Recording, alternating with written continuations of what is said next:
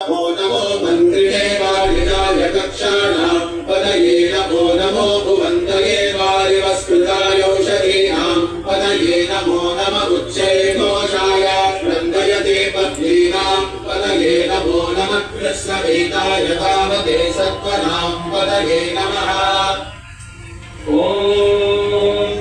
नमस्ते दत्तु भगवन् विश्वेश्वराय महादेवाय त्र्यम्बकाय त्रिपुरान्तकाय त्रिकालाग्निकालाय कालाग्निरुद्राय नीलकण्ठाय मृत्युञ्जयाय सर्वेश्वराय सदाशिवाय श्रीमन्महादेवाय नमः।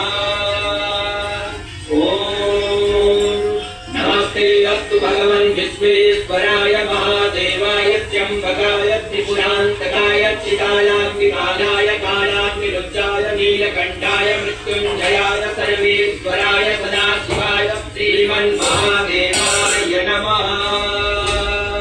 नमो हिरण्यवाहवे सेनान्ये दिशाच्चपतये नमो नमो वृक्षेभ्यो हरिकेशेभ्यः पशूनां पतये नमो नमः स्वस्तिञ्जराय द्विषीमते पदे पूज्य पुण्यं